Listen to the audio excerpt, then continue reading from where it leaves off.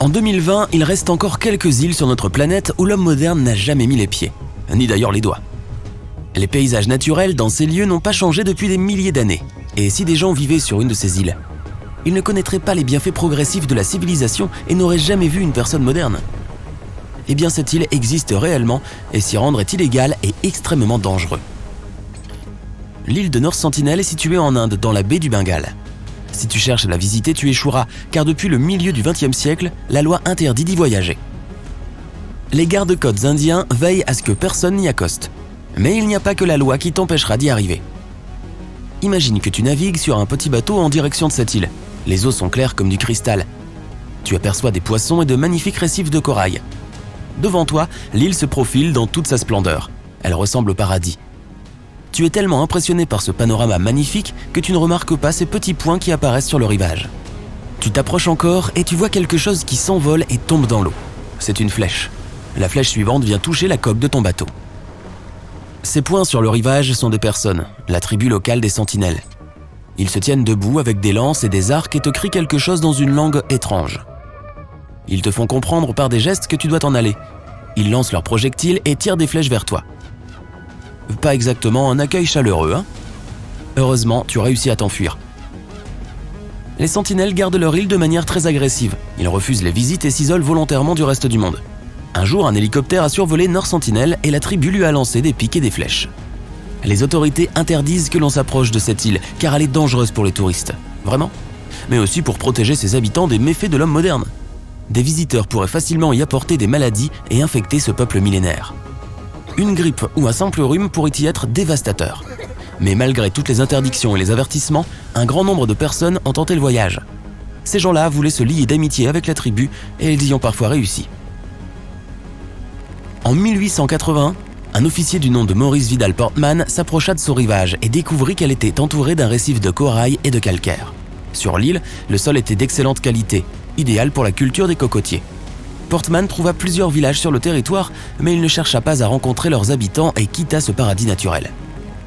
Souvent, les explorateurs faisaient des dons de poissons à ses habitants. Ceux-ci en demandaient davantage, mais continuaient de refuser tout contact plus direct. Il était également difficile de se lier d'amitié avec les indigènes, car ils communiquent dans une langue compliquée. Malgré cela, pendant des décennies, plusieurs personnes réussirent à établir des relations avec les sentinelles. En 1991, l'un d'eux s'approcha d'un bateau qui se dirigeait vers l'île et récupéra le cadeau. La même année, plusieurs habitants montèrent même à bord d'un navire pour accepter des sacs de noix de coco que les anthropologues apportaient. Ce fut l'un des derniers échanges avec la tribu.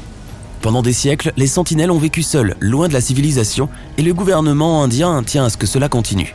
Donc voilà. Il existe une autre île dont la beauté est époustouflante, mais elle est beaucoup plus dangereuse. Il s'agit d'un petit territoire mystérieux situé à 40 km des côtes du Brésil. Elle ressemble elle aussi à un paradis. Le monde moderne y est présent sous la forme d'un phare, mais personne ne vit là. Parfois, les gardes-côtes vont vérifier que le phare fonctionne bien et qu'il n'y a aucun visiteur sur l'île.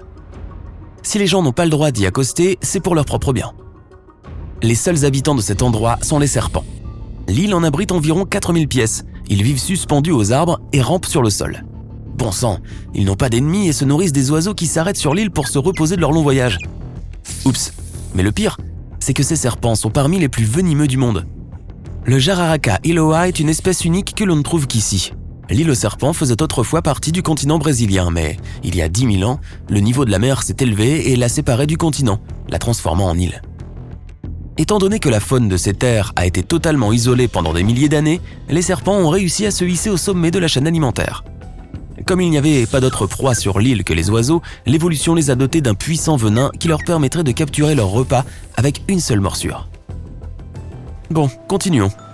Il y a une île terrifiante située dans le canal de Xochimilco à environ 17 km de Mexico. On n'y trouve pas d'animaux venimeux ni de tribus hostiles et la visite de l'île n'est pas interdite. Mais il est fort probable que tu veuilles la quitter dès ton arrivée. Des poupées effrayantes de différentes tailles sont suspendues dans les arbres et sur les vieilles bâtisses un peu partout. Dans les années 50, un habitant de Mexico est venu s'y installer et a commencé à accrocher des poupées. Il a décoré l'endroit pendant des décennies, bien qu'il soit difficile d'appeler cela de la décoration. Il trouvait des poupées dans les décharges et les canaux environnants. Les poupées, par leur aspect très étrange, attiraient de nombreux touristes, mais avec le temps, elles ont vieilli. Elles se sont couvertes de mousse, devenaient vertes et pourrissaient. Leurs visages se sont déformés et ont pris des formes effrayantes. Mais le pire, c'est que les gens du coin disent avoir vu ces poupées s'animer la nuit venue. Ouh. Maintenant, direction l'île Bouvet, l'une des plus mystérieuses au monde. Il s'agit de l'endroit le plus isolé sur Terre. Il se trouve dans l'Atlantique Sud, à environ 2500 km de l'Afrique du Sud et à quelques 1700 km de l'Antarctique. Un lieu parfait pour un solitaire introverti, bien que difficile d'accès. Le seul moyen serait par l'intermédiaire de grands navires qui passent par là. L'île est presque entièrement recouverte par un glacier et elle possède un cratère volcanique en son centre. Les seuls résidents permanents sont des pingouins et des phoques. Cette île a été découverte par un explorateur français en 1739. Cependant, il ne nota pas ses coordonnées et il lui fut impossible de la retrouver pendant 69 ans après ça. Au début du 19e siècle, elle fut enfin redécouverte, mais ce n'est qu'en 1927 qu'un pied humain foula pour la première fois son sol. Par chance, il était attaché à un explorateur. Au milieu du 20e siècle, on décida d'y construire une station météorologique. Mais en débarquant sur l'île, les scientifiques firent une curieuse découverte. Ils trouvèrent un canot dans une petite lagune où vivaient des phoques. Il était en bon état et pouvait encore servir. Ensuite, ils découvrirent des rames et un réservoir de flottabilité en cuivre non loin du canot. Il n'y avait pas de marque ni d'emblème sur l'embarcation. L'hypothèse était qu'un bateau avait fait naufrage et que les marins s'en étaient servis pour rejoindre l'île. Cependant, on ne trouvera pas de traces humaines.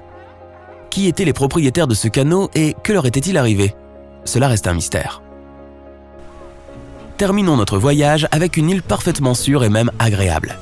Quelle surprise! L'île Overa se trouve dans les Bahamas. Ce n'est pas son nom officiel, mais on l'appelle ainsi à cause des cochons nageurs qui y vivent. C'est leur île. Ils prennent des bains de soleil sur la plage, se promènent dans la jungle et mendient de la nourriture auprès des touristes. Mais le plus impressionnant, c'est qu'ils savent tous très bien nager. Ces porcelets roses et bruns mignons comme tout barbotent dans l'eau et grognent pour demander à manger. Grâce aux touristes et aux habitants qui s'en occupent, ces animaux parviennent à vivre tranquillement. Tu peux loger dans un hôtel sur une île voisine et aller voir les cochons en bateau. Personne ne sait exactement d'où ils viennent. Selon une légende, ils auraient vécu à un naufrage et nagé jusqu'à l'île. On y trouve aussi des chats et des chèvres. La ferme des animaux, ça te dit quelque chose ?